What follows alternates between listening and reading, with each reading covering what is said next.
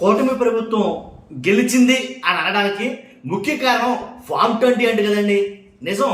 ఎందుకంటే ఆరా మస్తాన్ గారు మరికొన్ని వ్యాఖ్యలు అయితే చేయడం జరిగింది. తాజాగా ఈరోజు ఆయన మాట్లాడిన మాటల్లో ఫామ్ 20 క్రియాశీలకం, ఫామ్ 20 వల్లనే ఈవీఎం కూటమి గెలిచింది అని కొన్ని వ్యాఖ్యలు అయితే చేశారు. డైరెక్ట్గా కూటమి గెలిచింది అని అనకపోయినప్పటికీ ఫామ్ 20లో మోసం జరిగిందని చెప్తున్నాడు ఆయన. కాబట్టి ఎన్నికలు ఏవైతే జరిగినాయో 2024 ఎన్నికలు, ఆ ఎన్నికల్లో మోసం అంటూ జరిగింది. అది ఫామ్ 20 రూపంలో క్లియర్ కట్ కనబడుతుంది. ఫామ్ 17 కావచ్చు, ఫామ్ 20 కావచ్చు అనేది ఆయన మాట్లాడడం జరిగింది. ఏం మాట్లాడాడు అసలు? ఆయన మాట్లాడే మాటలకి ఒక అర్థం అయితే వస్తుంది. కూటమి ప్రభుత్వం గెలవడానికి కారణాలు ఇయే అని అన్నట్టుగా. కానీ ఫస్ట్ ఆయన ఏం మాట్లాడాడు ఏంటో పూర్తిగా ఆయన మాటలో విందాం. అలాగే కొన్ని మాటలు మనం అయితే మాట్లాడదాం. ఫస్ట్ అయితే లైక్ చేయండి. లైక్ చేస్తే నాకు మోటివేషన్గా ఉంటుంది. అలాగే ఈ ఇన్ఫర్మేషన్ ఎక్కువ మందికి పాస్ అవుతుంది. మీరు మాత్రం ఖచ్చితంగా లైక్ చేయండి. కొత్తగా మన ఛానల్ చూస్తే పక్కాగా సబ్స్క్రైబ్ చేయండి. మీ అమూల్యమైన అభిప్రాయాన్ని కామెంట్ రూపంలో తెలియజేయండి. ఫామ్ 20 అనేది ఆ ఎన్నికల ప్రక్రియ నియమావళిలో చాలా ఇంపార్టెంట్ అనేది పాత్ర పోషిస్తుంది ఈ ఫామ్ 20. దీని గురించి మాట్లాడదాం. ఫస్ట్ అయితే కనుక ఓట్ ఫర్ డెమోక్రసీ సంస్థ కానీ, అలాగే అసోసియేషన్ ఓట్ ఫర్ డెమోక్రటిక్ అనే సంస్థలు కానీ, కొన్ని సంస్థలు, కొన్ని రాజకీయ పార్టీలు మొన్న జరిగిన 2024లో జరిగిన ఎన్నికల మీద చాలా దుమ్మెత్తి పోస్తున్నాయి. వీటితో పాటు రాజీవ్ గాంధీ గారు ఆయన మాట్లాడిన మాటలు కానీ, ఆయన రీసెంట్గా ఇచ్చిన ప్రజెంటేషన్ కానీ చాలా మంది చూసే ఉంటారు. వీటన్నిటిలో చెప్తుంది ఏంటంటే కనుక ఈవీఎంల ట్యాంపరింగ్ అనేది చాలా రాష్ట్రాల్లో జరిగింది. గెలిచిన ప్రతి రాష్ట్రంలో కూడా చాలా మట్టుకి మేజర్ పార్టీ పోషించింది ఈవీఎంలే. ఈవీఎంలు ట్యాంపరింగ్ చేశారు. అలాగే ఈవీఎంలు ట్యాంపరింగ్ చేయక ముందు ఓటర్ లిస్ట్ కూడా చాలా మటుకు తప్పులు జరగగా జరిగింది. SOS ఏదైతే ఉందో వాటి విధానంలో. కాబట్టి ఖచ్చితంగా 100% జరుగుతుంది అనేది మాట్లాడడం జరిగింది. కాబట్టి అందు గురించే ఓట్ ఫర్ డెమోక్రసీ అనే సంస్థ 226 పేజీల నివేదికని ఈసీకి, ఎలక్షన్ కమిషన్కి అయితే ఇవ్వడం జరిగింది ఎన్నికలు అయిన తర్వాత 10 రోజులకి.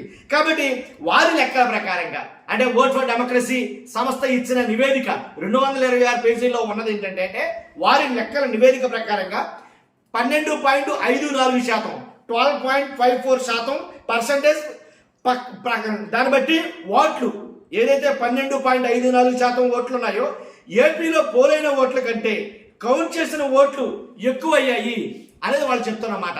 కాబట్టి ఈ రకంగా చూసుకుంటే దీని మీద ఎలక్షన్ కమిషన్కి ఒక ఛాలెంజ్ ఇచ్చింది. ఎవరో ఓట్ ఫర్ డెమోక్రసీ సంస్థ. ఎలక్షన్ కమిషన్ తీసుకున్న నిర్ణయాలు ఏదైతే ఎన్నికల ప్రక్రియ చాలా తప్పులు తడకగా జరిగింది, ఇదిగో ఆధారాలు అని చెప్పినప్పుడు అవి వాస్తవం అయితే మాట్లాడరు. వాస్తవం కాకపోతే ఏం చేయాలి? అవసరమైతే ఎలక్షన్ ఏదైతే ఓట్ ఫర్ డెమోక్రసీ సంస్థ ఉందో దాని మీద చట్టరీత్యా చర్యలు తీసుకోవాలా. అలాగేం చర్యలు తీసుకోవాలా? కనీసం ఒక మాట కానీ, ఊసు కానీ, పలుకు కానీ, ఉత్తాపన కానీ తీసుకురాలా ఓట్ ఫర్ డెమోక్రసీ సంస్థ. నువ్వు మాట్లాడుతున్న తప్పు, మీరు మాట్లాడుతున్న తప్పు, మేమే కరెక్టు, మేము ఎన్నికల నియమాలను సక్రమంగా పాటించాం అని చెప్పాలి కదా. అది ఇది చెప్పకపోతే ఏమని మాట్లాడుకోవాలి? కాబట్టి ఓట్ ఫర్ డెమోక్రసీ సంస్థ మీద ఎలాంటి చర్యలు తీసుకోలేదంటే ఖచ్చితంగా తప్పులు జరిగాయి ఎలక్షన్ కమిషన్ ప్రకారం. కాబట్టి సాయంత్రం 6 గంటలు దాటిన తర్వాత విపరీతమైన పోలింగ్ పెరిగిపోయింది. ఒకేసారి అనూహ్యంగా, అసలు ఎన్నడూ చూడనంత ఎన్నికల నియమావళిలో, భారతదేశ ఎన్నికల చరిత్రలో ఎప్పుడూ జరిగింది. సాయంత్రం 5-6 దాటిన తర్వాత విపరీతంగా ఎన్నికల ఏదైతే పోలింగ్ సరళి విపరీతంగా పెరిగింది అని అయితే కనుక దాంట్లోనే అసలు మొత్తం కథ అంతా నడిచింది అనేది మొత్తం అన్ని సంస్థలు మాట్లాడుతున్నమాట. కానీ ఫామ్ 20 అనేది భారతదేశంలో అన్ని రాష్ట్రాల బూత్లలో ఎక్కడ ఎలక్షన్ జరిగినా సరే ఈ ఫామ్ 20 మాత్రం ఖచ్చితంగా ఎలక్షన్ అయిన కొద్ది రోజుల్లో పెడతా ఉంటారండి. కానీ ఇప్పుడు ఇక్కడ ఏం జరిగింది? ఏపీలో మాత్రం ఈ ఫామ్ 20 అనేది అసలు 109 రోజుల వరకు వెబ్సైట్లో పెట్టాల. కారణం ఏంటి? ఏం జరిగింది? ఎవరికి అర్థం కాల. మొత్తం ట్విస్ట్ అంతా ఇక్కడే ఉంది. 109 రోజుల పాటు ఫామ్ 20 అప్లోడ్ చేయకపోవడం కారణం ఏంటి అంటే ఏదో బూత్ జరిగింది అక్కడ ఖచ్చితంగా. కాబట్టి 100% ఇది ఎలక్షన్ కమిషన్ పెద్ద తప్పిదమే. అనేది ఏ పోలింగ్లో ఏ పార్టీకి ఎన్ని ఓట్లు పడ్డాయి, ఏ పార్టీకి ఎన్ని వచ్చినాయి, ఓటింగ్ పర్సంటేజ్ అంతా, ఇవన్నీ కూడా ఫామ్ 20 పెడితేనే తెలుస్తుంది. అది పెట్టకపోవడం పెద్ద తప్పు అని అయితే మాట్లాడతారు. ఒక్కసారి ఆరా మస్తాన్ గారు ఏం మాట్లాడారో విందాం ఒకసారి. ఆరా మస్తాన్ గారు ఈ విషయం అయితే కనుక ఆయన చాలా ఫైట్ చేస్తాడు. ఆల్రెడీ కోర్టుకి తెలియజేశాడు చాలా మందికి. కాబట్టి ఆయన మాట్లాడిన మాటల్లో కొన్ని మాటలు ఏంటంటే ఈ ఫామ్ 20 మెయిన్ కీలకం అనేది ఆయన మాట్లాడడం జరిగింది. కాబట్టి ఆయన మాట్లాడిన మాటల్లోనే మనం విందాం ఒక్కసారి.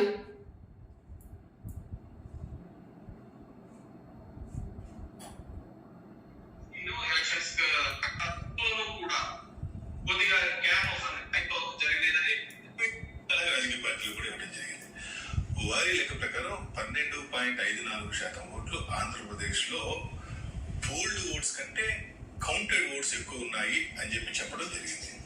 అయితే వాళ్ళు ఏదో గాలిలో రాయి. నేను ఫస్ట్ నుంచి చెప్తున్న మాట అదేనండి. పోలైన ఓట్ల కంటే కౌంటింగ్ చేసిన ఓట్లు విపరీతంగా పెరిగాయి. ఇదేంటిది? ఓటేస్తేనే కదా అక్కడ ఓటు, ఎంతమంది ఓటేస్తే అన్ని ఓట్లే కదా చూపించాలి. మరి పోలైన ఓట్ల కన్నా కౌంటింగ్ చేసిన ఓట్లు విపరీతంగా పెరిగితే అసలు ఆ ఓట్లు ఎక్కడి నుంచి వచ్చి పడ్డట్టు? వాళ్ళు ఎలక్షన్ కమిషన్ ఆఫ్ ఇండియా ప్రధాన కార్యాలయం ముందు ఢిల్లీలో 2 సార్లు ప్రెస్ మీట్ పెట్టారు. పెట్టి ఎలక్షన్ కమిషన్ ని ఛాలెంజ్ చేశారు. ఇది మా డేటా, దీన్ని కాదని మీరు అనగలరా అని చెప్పారు. చెబితే సహజంగా అది చిన్న విషయం కాదు, చాలా పెద్ద విషయం. అది ప్రజాస్వామ్యాన్ని పరిహసించేటువంటి విషయం. అటువంటిప్పుడు ఎలక్షన్ కమిషన్ ఏం చేయాలంటే వాళ్ళు చేసినటువంటి ఆరోపణలో గనక నిజం లేకుంటే వెంటనే వారి మీద కేసు నమోదు చేయాలి, వారి మీద చట్టపరమైనటువంటి చర్యలు తీసుకోవాలి. అటువంటి చర్యలు ఏమీ తీసుకోలేదు. అంటే ఒకటి. రెండోది, అనేక నియోజకవర్గాలు అంటే ఆ డేటా వచ్చిన తర్వాత చెక్ చేస్తా ఉంటే సాయంత్రం 6 గంటల తర్వాత విపరీతంగా పోలింగ్ పెరిగింది. ఇది వాస్తవం. సీసీటీవీ ఫుటేజ్ ఇవ్వబడింది, విపరీతంగా పెరిగింది. అంటే సుమారుగా ఇక్కడ లాజిక్ ఉందండి. ఎలా అంటే సాయంకాలం 5 దాటిన తర్వాత లేకపోతే 6 దాటిన తర్వాత విపరీతమైన పోలింగ్ పెరిగింది అంటారు కదా. ఆ పోలింగ్ పెరిగిన ఆ టైంలో సీసీటీవీ ఫుటేజ్లు అడిగితే కనీసం సీసీటీవీ ఫుటేజ్లు కూడా ఇవ్వడానికి అభ్యంతరం వ్యక్తం చేసింది ఈసీ ఎలక్షన్ కమిషన్. ఆ రోజు చూసిన దాన్ని బట్టి అయితే 13-14% వరకు పెరిగినట్టు అనిపించింది. సరే, ఓవరాల్ గా క్యూములేటివ్ గా చూసుకుంటే కొన్ని పోస్టల్ ఓట్స్ కలపడము, కొన్ని సర్వీస్ ఓట్స్, తర్వాత ఇళ్ళ దగ్గరికి కూడా వెళ్ళి అంటే ఎవరైతే వృద్ధులు ఉన్నారో వయోవృద్ధుల దగ్గరికి వెళ్ళి తీసుకొచ్చినటువంటి ఓట్స్ ఇవన్నీ కలిపిన తర్వాత ఇది 12.54% కి. ఇదే గనక అబద్ధమైతే ఎలక్షన్ కమిషన్ ఈ రోజు కన్నా చర్యలు తీసుకోవాలి. చర్యలు తీసుకోలేదు కాబట్టి అసోసియేషన్ ఫర్ డెమోక్రటిక్ రిఫార్మ్స్ అనేటువంటి సంస్థ కానివ్వండి, ఓట్ ఫర్ డెమోక్రసీ అనేటువంటి సంస్థ కానీ చేసినటువంటి ఆరోపణలు నిజమని నమ్మాల్సి వస్తుంది. నెంబర్ 1. నెంబర్ 2, మాలాంటి సంస్థలు కూడా అనేక నియోజకవర్గాల్లో అనేక పోలింగ్ బూత్లో అబ్నార్మాలిటీ కనబడింది. 0 ఓట్లు, 1 ఓటు, 14 హిందూపూర్లో నిజమే. కొన్ని నియోజకవర్గాల్లో వైసీపీ అభ్యర్థులకి 10 ఓట్లని ఏంటి ఇలా కొన్ని అంటే రౌండ్లకి ఇన్ని ఓట్లు వ్యత్యాసం అని కనిపించింది. అతని కుటుంబంలో 9 మంది వార్డు మెంబర్లు వైసీపీ వాడు ఉంటే 1 ఓటు కూడా అంటే అంటే కొన్ని కారణాలు కూడా ఉండాలండి. కారణాలు లేకుండా మీరు సీనియర్ జర్నలిస్ట్ మీరు 1994లో తాడికొండ నుండి సిపిఐ అభ్యర్థి శాసనసభ్యులుగా గెలిచారు. వారు మళ్ళీ తిరిగి 99లో మళ్ళీ పోటీ చేయడం జరిగింది. 94లో గెలిచినప్పుడు పొత్తులో గెలిచారు, 99లో పొత్తు లేదు. కానీ వారికి కేవలం 34 ఓట్లు మాత్రమే రావడం జరిగింది. దానికి కారణాలు ఉన్నాయి. ఎందుకంటే ఆ రోజు సిపిఐ టీడీపీతో కలిసి ఉంది, ఆ తర్వాత కలవలేదు, ఈయన క్యాంపెయిన్ చేయలేదు, గెలవమని చెప్పి చాలా మంది చూస్తే వాళ్ళ ఇంట్లో ఉన్నటువంటి వాళ్ళు తప్పితే వేరే వాళ్ళు ఓట్లు వేయాలి. దాన్ని మేము కేస్ స్టడీ కింద కూడా తర్వాత కాలంలో తీసుకున్నాం.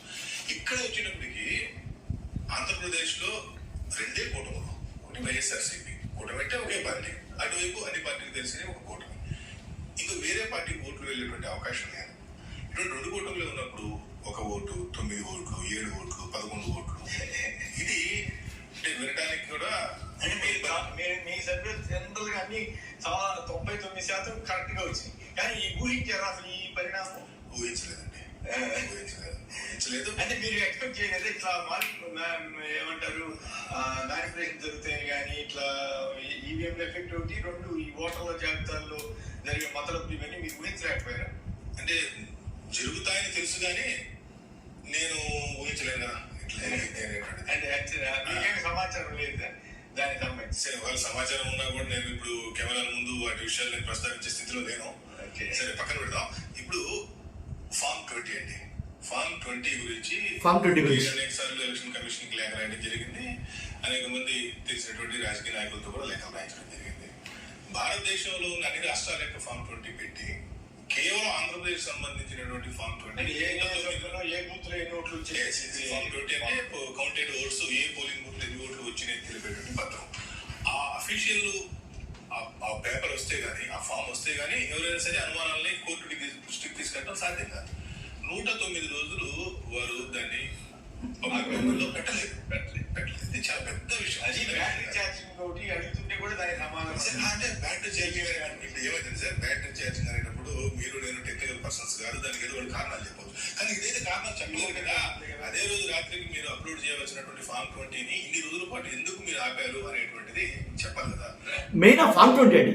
ఫామ్ 20ని ఎలక్షన్ అయిన 5 రోజుల్లోనో లేకపోతే 4 రోజుల్లోనో 2 రోజుల్లోనో రిజల్ట్ ఇచ్చిన తర్వాత పెట్టాల్సిన ఆ ఫామ్ 20ని అప్లోడ్ చేయాల్సింది 109 రోజులు. అంటే ఆంధ్రప్రదేశ్లో అంటే ఇండియాలో జరిగిన అన్ని రాష్ట్రాల్లో ఫామ్ 20లు పెట్టి ఒక ఏపీ ఫామ్ 20 మాత్రం పెట్టకపోతే విభత్సమైనటువంటి అది బూత్ కింద పరిగణించాను నన్ను అడిగితే కనుక ఖచ్చితంగా. కాబట్టి ఫామ్ 20 ఎందుకు పెట్టలేదు అనే దాని మీద విపరీతమైన అనుమానాలు వచ్చాయి. ఇప్పుడు ఫామ్ 20 పెడితేనే కదా కోర్టుకు వెళ్ళాలన్నా, లేదు మా నియోజకవర్గంలో తప్పు జరిగింది, మా నియోజకవర్గంలో ఇన్నోట్లు పోలవటం ఏంటి, లేదా ఏ నియోజకవర్గంలో ఎన్ని ఓట్లు పోలయ్యాయి అని వివరాలన్నీ తెలియాలంటే ఫామ్ 20 ద్వారానే. మరి ఎందుకని ఎలక్షన్ ఫామ్ 20 పెట్టలేదు అనేది ఎప్పటికీ $1 మిలియన్ క్వశ్చన్, అర్థం కాని క్వశ్చన్. కాబట్టి చూస్తున్న మీరు అందరూ కూడా మీ అభిప్రాయం ఖచ్చితంగా కామెంట్ రూపంలో తెలియజేయండి. ఫస్ట్ లైక్ చేయండి, వాస్తవాలు తెలియాలి కాబట్టి. కొత్తగా మన ఛానల్ చూస్తే పక్కాగా సబ్స్క్రైబ్ చేయండి. Thank you very much.